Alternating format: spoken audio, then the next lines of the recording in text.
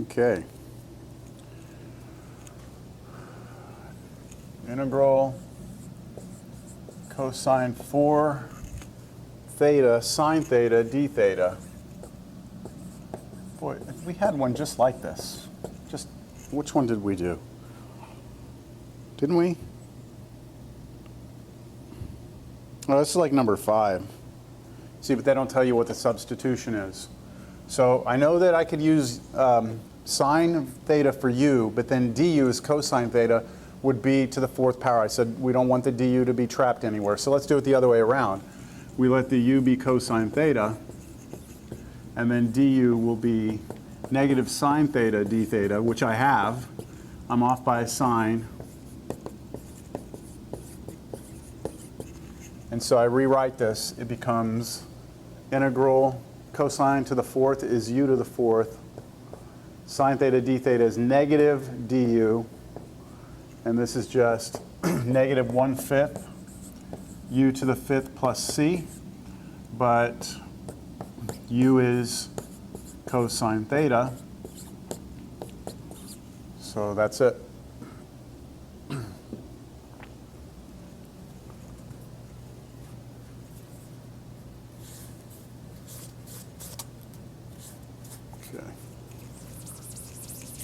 Oh, that was number 20. Number 21. Integral sine hyperbolic, or hyperbolic sine squared x times cosine hyperbolic x dx. And all we need to remember here is that the derivative of hyperbolic sine function is the cosine hyperbolic function, and it works the other way around. Derivative of cosine hyperbolic is sine. There's no changing, there's no negative in that. That's special with the hyperbolics. So the question is, which one do you want to be u? If I chose this to be u, then du would be underneath, would be squared. I don't want that. So I'm going to choose the sine to be my u. I'll get u squared there, and there's the derivative. So u is equal to sine hyperbolic x. Derivative of that is cosine hyperbolic x dx, which I have exactly right there. This integral is real simple. U squared du. That's it. U squared du. And that's just 1/3 u cubed. But u is this plus c. That's all. All right, 22.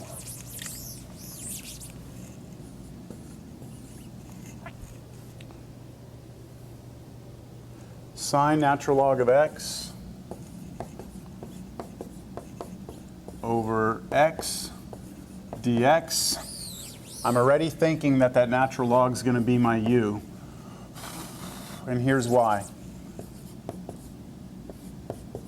The derivative of natural log of x is 1 over x. And I have that right here, 1 over x. I just slide that out front. So my u should be the natural log x. The derivative of that, 1 over x dx. I have it right here. Excuse me. So this is going to become integral sine u. That is du. Antiderivative of sine is negative cosine. And then negative cosine of u, but u is natural log x plus c. 23.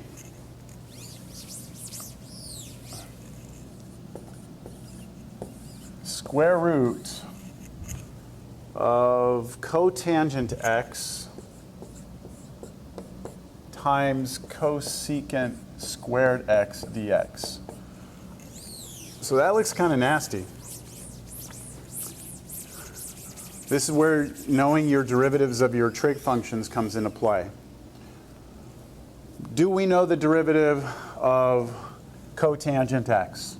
The derivative of cotangent x is negative cosecant squared x, which is here, but I'm off by a sign. So it looks like if I let u be this, I've got the derivative right there.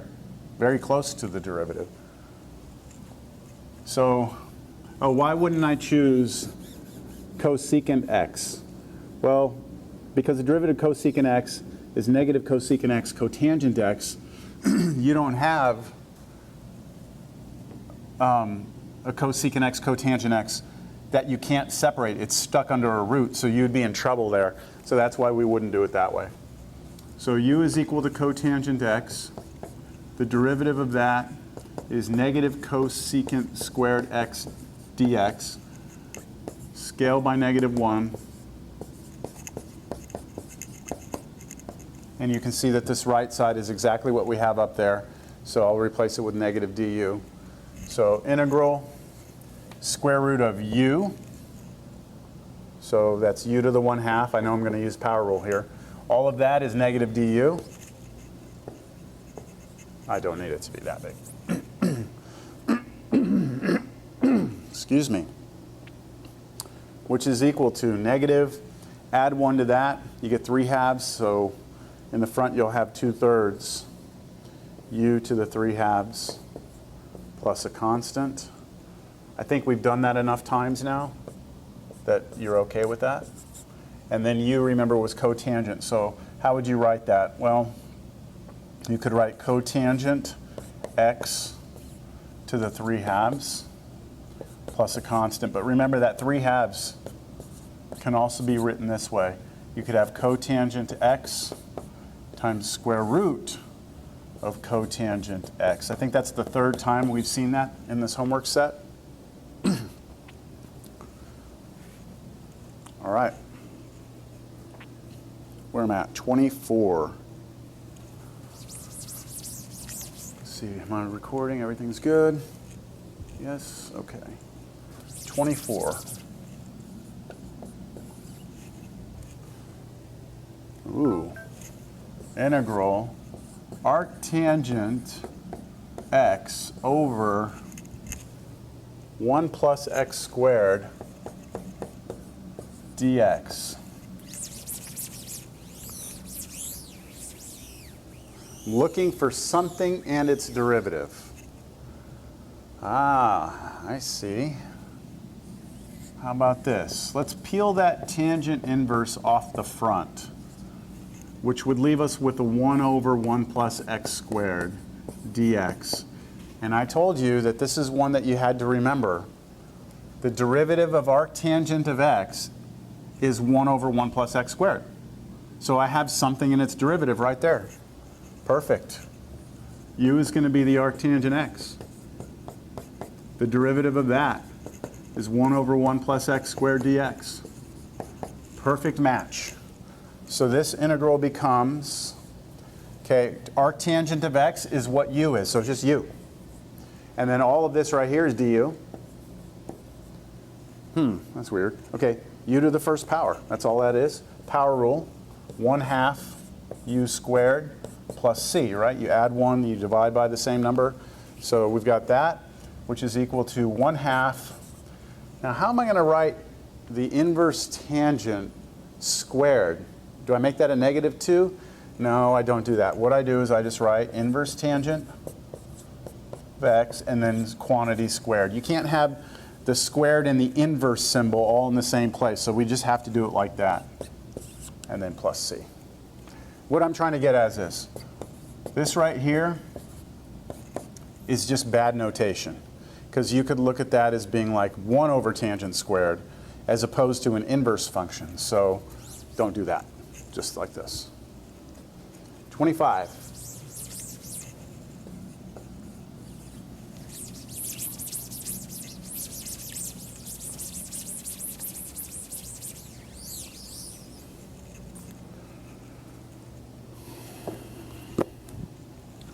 Integral. I don't like that dx on top. I never like to have the dx on top. I always like to slide the dx on the outside. Square root 1 minus x squared arc sine x, like that. And that's multiplication in between. All right. Oh yeah, the derivative of arc sine. Wasn't that like 1 over the square root of 1 minus x squared? Yes, it was. So I could write it like this.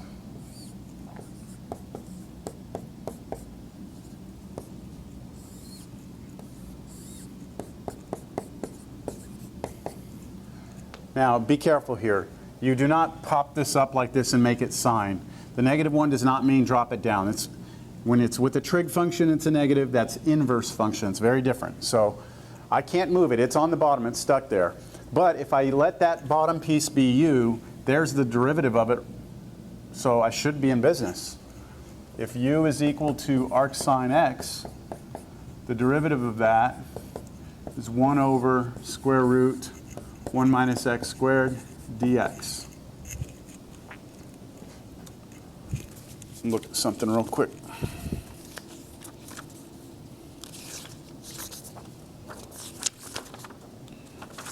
Okay, so I'm just reminding you on page 5, reference page 5, it has the derivatives of your inverse trig functions.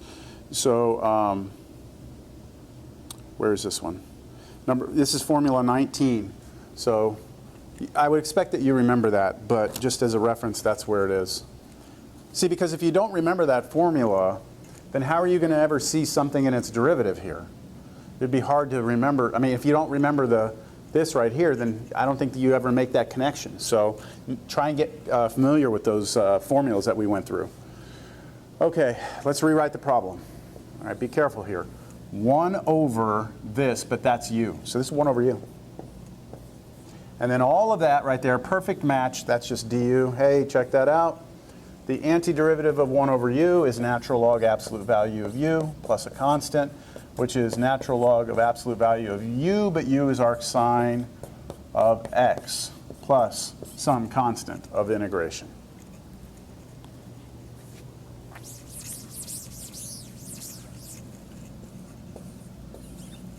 (26) Cosine of pi over x squared. Cosine of pi over x squared dx. This one, you got to be a little careful here. This looks very similar to something we've done already, though. So it's not like total craziness. This looks a lot like number 6, which we did in class. Except that instead of 1 over x, we have pi over x. So let me look at this. If u is equal to pi over x, let's just keep in mind that's the same as pi times 1 over x, which of course is also pi times x to the negative 1 power. And if I take the derivative of this, negative 1 would come out, negative pi, x to the negative 2, which is the same as negative pi times 1 over x squared dx. I left the dx off here and just threw it on over here. So do we have that?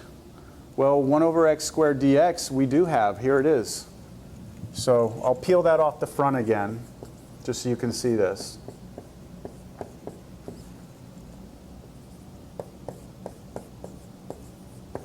So slid this out, that left a 1 on top. Here it is. That matches over there. So I'm going to have to scale this negative pi out of here, get rid of it. So on this side, divide by negative pi is the same as doing that. And that'll get rid of it over here, and then I'll have 1 over x squared dx. And there it is, matching up. So this becomes integral cosine u times all of this, which I'll have a negative 1 over pi on the outside, and then over here I'll have du. And now antiderivative of cosine of u is sine u, but I've got a negative 1 over pi out front. So negative 1 over pi sine of u. But what's u? Pi over x plus c. So negative 1 over pi sine of u, there's u, plus c. Number 27, I can almost see the end here.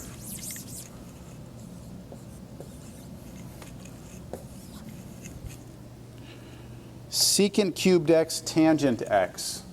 Secant cubed x tangent x dx.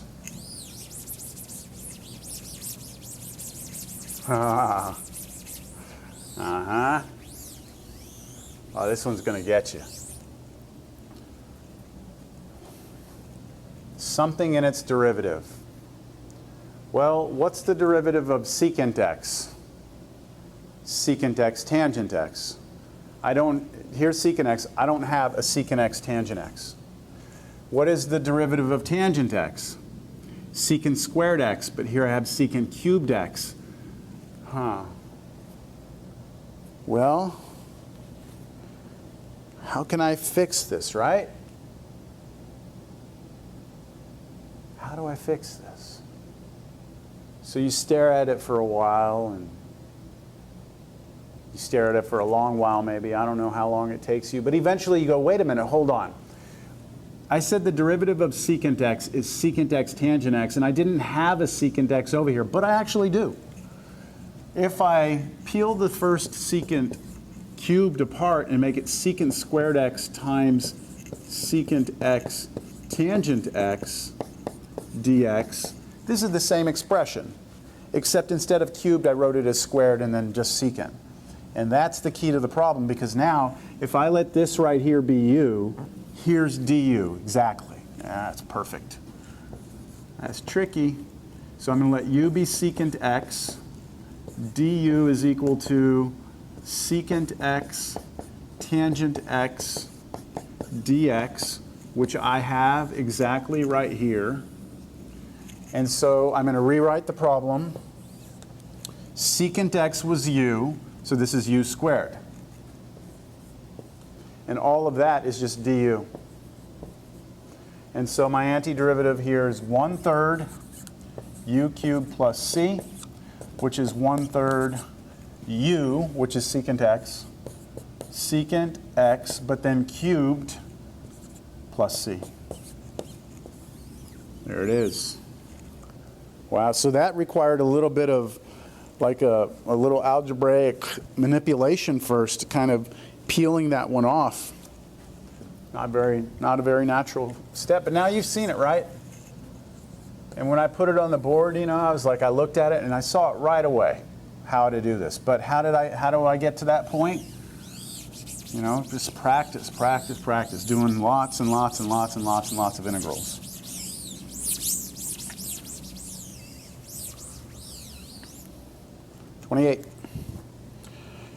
Ooh. 2 to the t over 2 to the t plus 3 dt. Oh, wow. Okay, I like this. So let me remind you. Back in Cal 1, the derivative of x squared versus the derivative of 2 to the x. So this is a power function. When we take the derivative of x squared, the 2 comes out in front, right? 2 comes out in front, drop the 2 down, subtract. So this is just 2x. But here, the derivative of this is not the same because the variable is in the exponent, not in the base. This is an exponential function. You'll have to go look back in your Cal 1. The derivative of this was itself times natural log of 2. So the general formula in Cal 1 was this. If you have a number raised to the x and you take the derivative, it's itself a to the x times natural log of a. Now there was one very special case of this where the a, the number down here, was e. In that case, it was e to the x. The derivative of that is itself e to the x, just like this formula, but then natural log of the a. But for us here, e would be the a, so natural log of e. But natural log of e is 1. So that's why the derivative of e to the x is itself.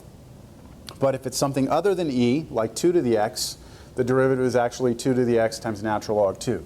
Natural log 2 is just a number. That's all it is. So with that in mind, do you see something in its derivative here? Well, what would the derivative of 2 to the t be? So just replace this here with t. and this here with t.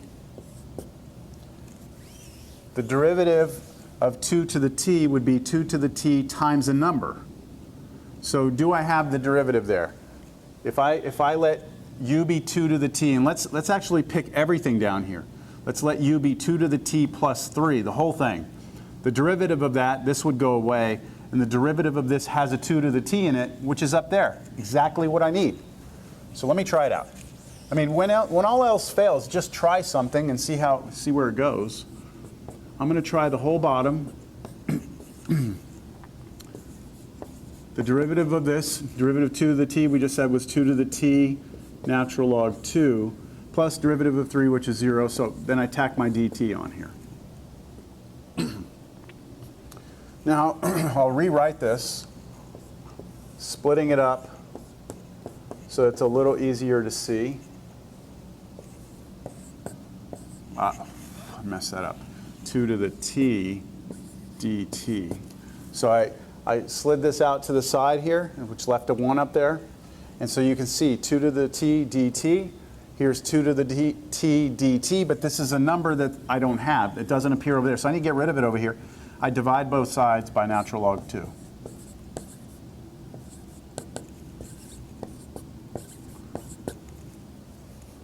So let me rewrite the integral. Integral 1 over, that's u, times 2 to the t dt is this. I'm going to pull the 1 over natural log 2 out. I can do that because that is just a number, and then I still have du. And then what is the antiderivative of 1 over u? It's natural log. So I have 1 over natural log 2 times, antiderivative of this is natural log of absolute value of u, but this is u.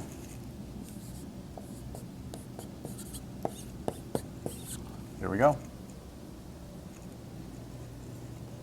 29. This 29 is very much like 28.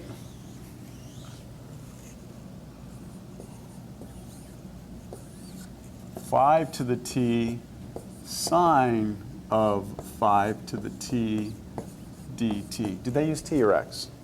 Yeah, t. Well, I know that the derivative of 5 to the t is going to have 5 to the t in it again.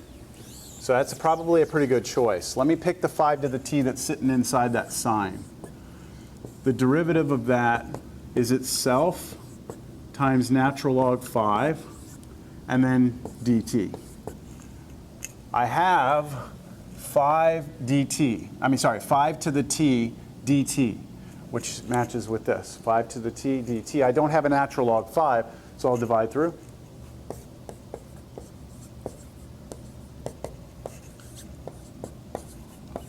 And that right there should allow me to rewrite this. So I'll skip this for now. This is sine of 5 to the t, which is sine of u for us. And then the 5 to the t dt is this, and I'll pull that constant out. And this will be du. The antiderivative of sine of u is negative cosine u, which will change this to a negative. 1 over natural log 5. Cosine of u, but u is 5 to the t, plus a constant. That's it.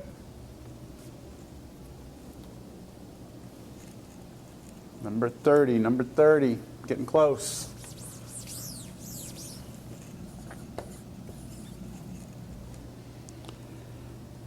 All right, for 30, if you look at 30, they have a dt on top.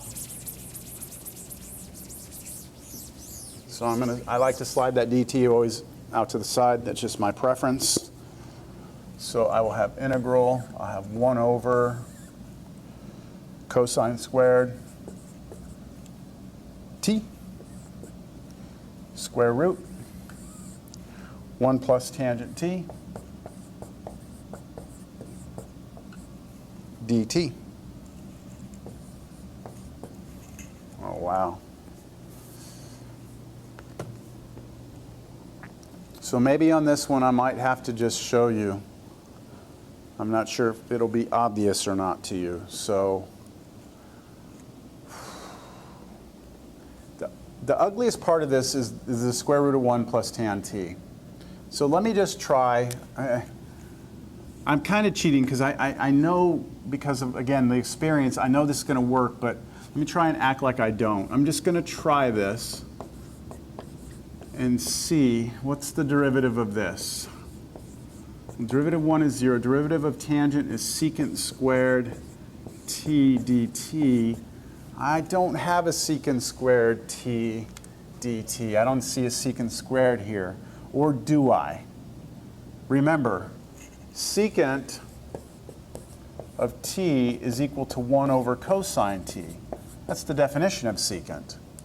So secant squared t is 1 over cosine squared t, because you just square both sides, and when you square the 1, nothing happens. 1 squared is 1. So if I had a 1 over cosine squared t, that would be the same as having this. But I actually do. I actually do have that. Look, I'll move this right here. 1 over the square root of 1 plus tan t times 1 over cosine squared t dt.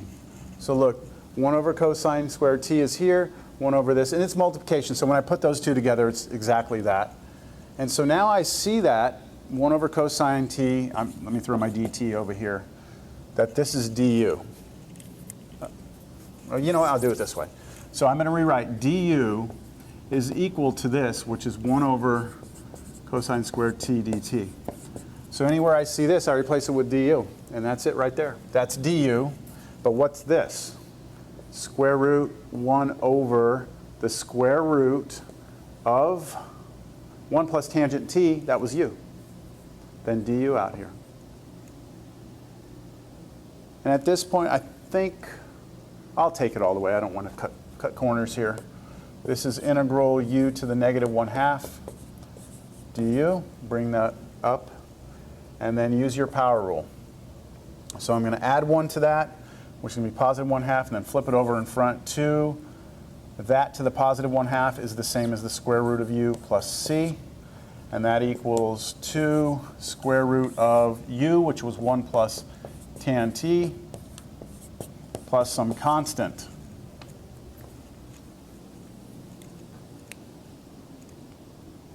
Nice.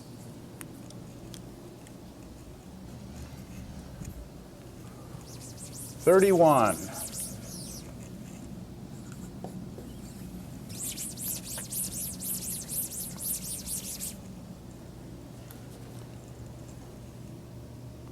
Sine 2, I did this one in class, I think. Sine 2x over 1 plus cosine squared x. Yeah, I did this one in class. It's a little trickier to see it. But the key to the problem is to understand that your trig function here has x in it. This trig function has 2x. And so if you're going to want these derivatives to appear, you want something's derivatives to appear, they all have to have the same argument inside the trig function. So they both need to have x's in them, or they both need to have 2x's in them for us to have a hope that this is going to work. So this is where we just recalled from pre-cal that sine of 2x was 2 sine x cosine x. And so what I can do is I can rewrite the problem where the top is 2 sine x cosine, x, we are using x, sine x cosine x over 1 plus cosine squared x dx. And then I choose the entire denominator to be my u. And that's why? Because it works. If I take the derivative of this, I know that that's not a valid answer. I shouldn't be saying that because it works. You know, you're sitting there going, well, how am I supposed to know that that's going to work? Well, you're going to have to try some other things, and maybe they won't work, and eventually you try this one and it does. And then you get to the point where you see it before you even try it. That's where we're trying to get you to. So take derivative of 1 at 0. Derivative of cosine squared x is chain rule. 2 comes out, cosine to the first power x. Now derivative of cosine, which is negative sine x dx. I'll just pop that negative out. Negative 2 cosine x sine x dx, that's du. And you better hope that that's there somewhere. Well, it is, almost. 2 cosine x sine x dx is exactly the numerator here, plus that. Except you have a negative 2 here and a positive 2 here. Well, that's easy to change, or to fix. Put negative du here.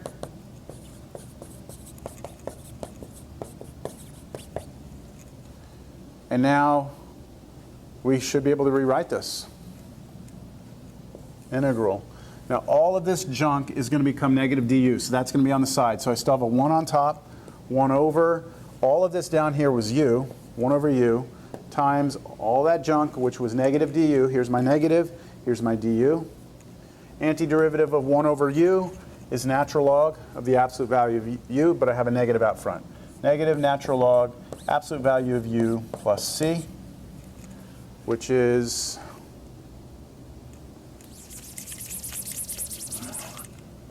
negative natural log absolute value of u, here's u, plus c. 32. Wait, that, oh yeah, okay, that's good, because 32 is very similar to this problem. Oh yeah, I like that. I've been saying I like that a lot, haven't I? Maybe I should do this for a living, if I like it so much.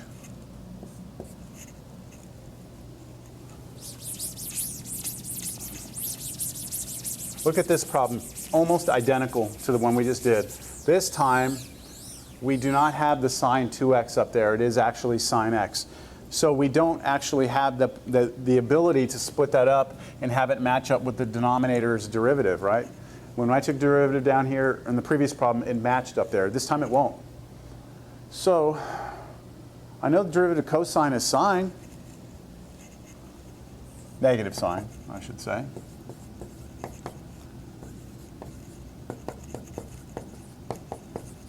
Do I have a negative sine x dx? Well, close. If I multiply both sides by negative 1, I do. So I can replace that top piece with negative du. So let me just try this out. I will still have this stuff slid to the side. I have a 1 on top, 1 over. Now I did not replace the 1, so the 1's still here. I replaced the cosine x with u, but it's still squared, so u squared. And then out here, all of this sine x dx gets replaced with negative du, so I put a negative out here and my du here. Now, this is one you need to recognize. 1 over 1 plus u squared. That's arctan. So what we have is the negative antiderivative of this is arctangent of u. I told you would need that one, that it comes into play a lot. So negative arctangent, let me just replace my u. My u is cosine x plus c. And I am thirsty. I've got to take a quick break, so I'm just too thirsty right now.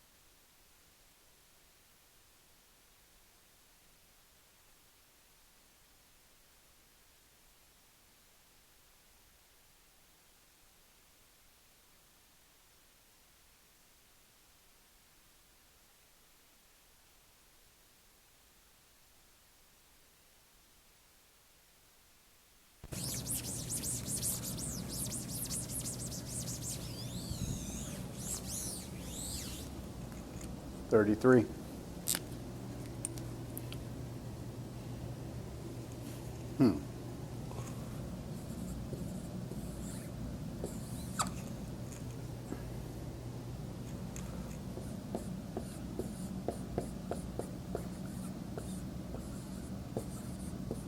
Great problem right here.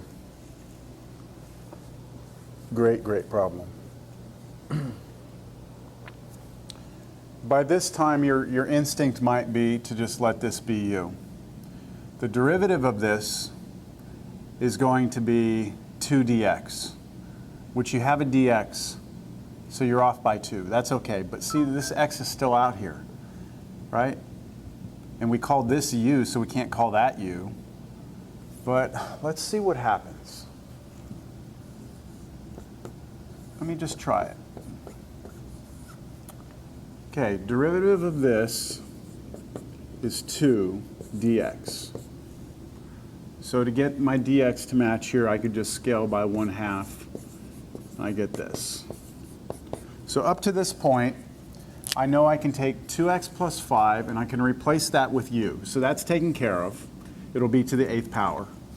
And then I know my dx can be replaced right here, so that's taken care of. But I still need to get rid of x.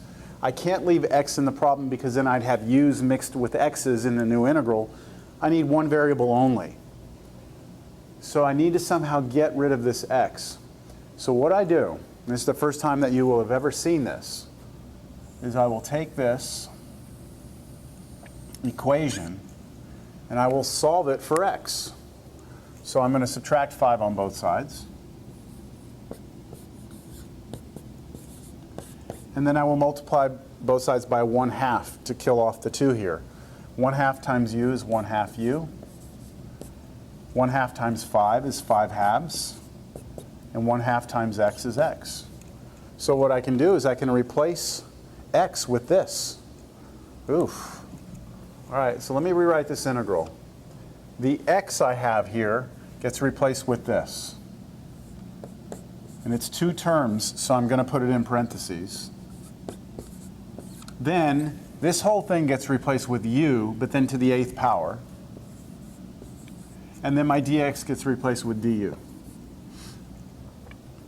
Now that still may look ugly to you, but this parentheses here I can remove if I distribute this through, like this. I can do that. Now, I could not do that earlier. I can't pass this x through the parenthesis. The reason is because of order of operations. You have to raise this to the 8th power first before you can pass the x through. I don't think any of you felt like taking that times itself, times itself, times itself 8 times. You could have, but who would have wanted that torture? So instead, this way seems to be better. If I multiply this through times this, I get 1/2 u to the 9th now. And I multiply here to here, I get minus 5/2 u to the 8th du. And each of these are just powers of u, so I can apply the power rule to each one. I can do that because there's subtraction between them, not multiplication. How great is this problem?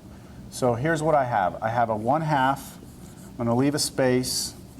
U to the, I'm going to add 1 to 9, get 10, and then divide through 1/10. And then minus, I have a 5/2. I'm going to leave a space. U, add 1 here, 9, and then have a 1/9 here, and then plus c. And then I'm just going to clean up some of these fractions here. So this will be equal to, let's see, 1/20th u to the 10th. But remember what u was. U was 2x plus 5 to the 10th. Then minus, let's see, 5 over 18, 5/18. This time u to the 9th. 2x plus 5 to the 9th plus c. And that's it. We can't combine these together. These are not the same powers. So that's it. Very, very important technique that I used on that problem right there. Let's see, 34 is probably going to have something similar. Yeah, 34, another good problem. See, these ones towards the end are tricky. Let's see, I'm recording. My audio's working. 34. X cubed over the square root of x squared plus 1 dx.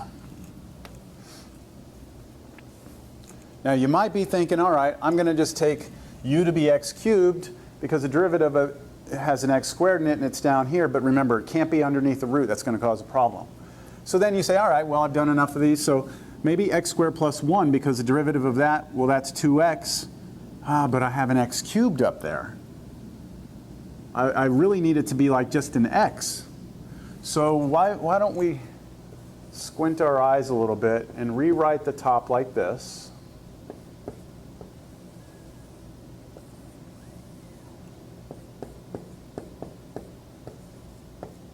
And now if you let this be u, the derivative of it is 2x dx.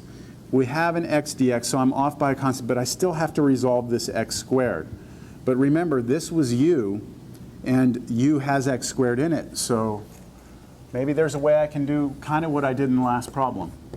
U is x squared plus 1. The derivative of this is 2x dx. I have x dx here. I should probably, maybe I can rewrite it so you can really see it. I have x squared on top. I have square root of x squared plus 1 here. Sliding that x out, x dx is there. So I have this right here. I don't want the 2. So 1/2 du is equal to x dx. So I've got that matching up perfectly now. I know I can replace x squared plus 1 with u, so that's going to be replaced with u. Just need to figure out what to do with that x squared. But this equation has x squared in it. So let's take that down here. Let's just subtract 1 on both sides. So everywhere I see an x squared, I can replace it with u minus 1. So I'm going to replace this with u minus 1. I'm going to replace this with square root of u.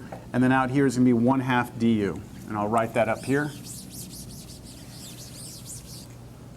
So we had integral. We said the x squared was going to be u minus 1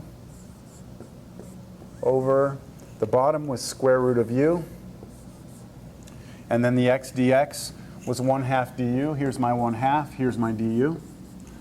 And then you look at that and you go, well, you know, did that get any better? I still have a pretty good mess there. But notice you have 1 term in the denominator and 2 on top, and they're all powers of u.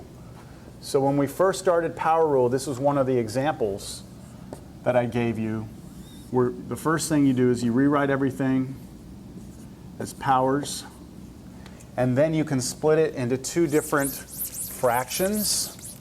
So this will be 1/2, and let's not lose track of that 1/2. U over u to the half minus 1 over u to the half. So I split it into 2, so that's why I put it in parentheses. And now I just use exponent properties. I'm not doing any calculus right now. First power, 1 minus 1/2 is 1/2, so u to the half. And then this one, just bring the exponent, or bring the u up, and it becomes negative 1/2. And now that I have both terms separated by subtraction, I can do power rule on each one. I have a 1/2 in front of everything. So this will be equal to 1/2. And let me just put my answer here in brackets. Here I need to add 1 to this, which gives me 3/2. That means I need a 2/3 in front of it, u to the 3/2. Here I add 1 to this. Negative 1/2 plus 1 is 1/2. Then I go 1 over 1/2, which is a 2, so I flip and get this. And then I have plus c. And it doesn't matter, you can put the c in there or out here. And let's distribute the 1/2 through now, the brackets. So half here, that gives me, the 2's cancel, I get 1/3 u to the 3/2. 1/2 to here, the 2's cancel, I get minus u to the 1/2 plus a constant. And now, what was u? U was, I forgot, x squared plus 1, right? equals 1/3 x squared plus 1 to the 3/2. And we've seen this now several times that you could rewrite that a different way, but I'm going to leave it. X squared plus 1 to the 1/2. Oh, I could have written that as a square root, couldn't I? I'm actually going to take this one even further because I want you to see some of the algebra that could be involved here. This, like I said, to the 3/2 could become x squared plus 1 times the square root of x squared plus 1. Then this one right here is already the square root of x squared plus 1 plus a constant. And that would be fine. But look, since these both have the square root in them, I can factor a square root out and be left with, well, when I pull this root out, I'm just left with this. So I'm going to write 1/3 x squared plus 1. And then when I pull the root out of this one, I'm left with just a minus 1. And you may be going, well, why would I want to do that? Plus c. Well, because this actually cleans up a little bit. Distribute the 1/3 through, and you get square root x squared plus 1. Then in parentheses, 1/3 x squared plus 1/3 minus 1, which is square root plus c x squared plus 1, 1/3 x squared, 1/3 take away 1 is negative 2/3. And shoot, the book might even go even further. They may say, oh, these both have a third in them. I can pull a third out of everything. And that would just leave me x squared minus 2 plus c. I'm just showing you different versions of the answer here, because if you're trying to match your answers to the back of the book, you might run into some issues there. All right, that was great. 35. See if I can finish the next two in 10 minutes so that I can get this all into 2 videos instead of 3. Okay, next one. 1 plus x over 1 plus x squared. Ah, we did this in class. We did this in class. This is the one, oh no, it was similar to this. Okay. Well, this one is really, really simple if you do the following. You could mess with try different things for substitution, but watch. Split it into 2 fractions.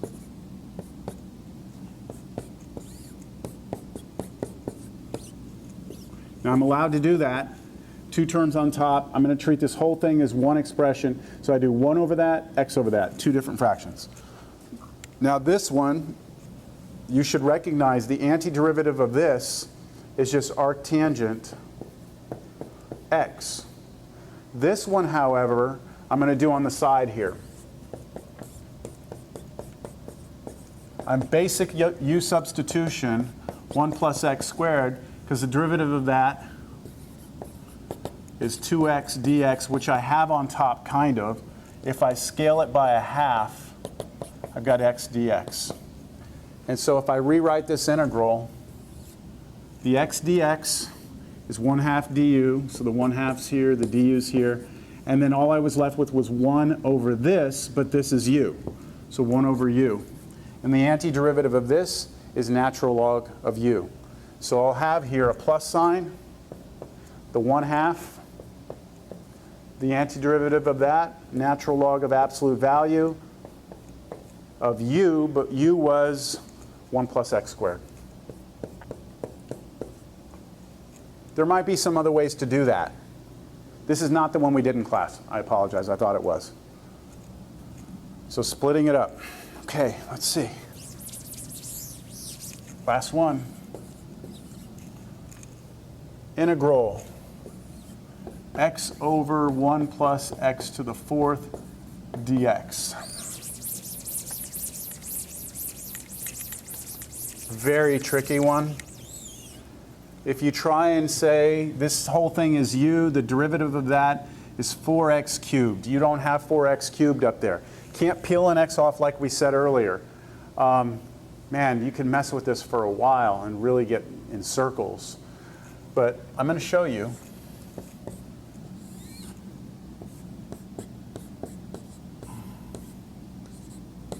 If you agree that x to the fourth is x squared squared, then you could call this your u, and then derivative of that is 2x, which you've almost got. So u is equal to x squared, du is 2x dx, half of du is x dx. So I can replace this x dx with half of du. I can replace the bottom 1 plus u squared. So my integral is, remember the x dx on the outside would become the 1/2 du. Since the x is gone here, there's a 1 over 1 plus. This x squared was u, but it's still squared. Recognize that? Arctan. So 1/2 arctangent of u plus a constant, but u was x squared plus c. That's it. All done. 36 problems. Took me right under 2 hours with some breaks.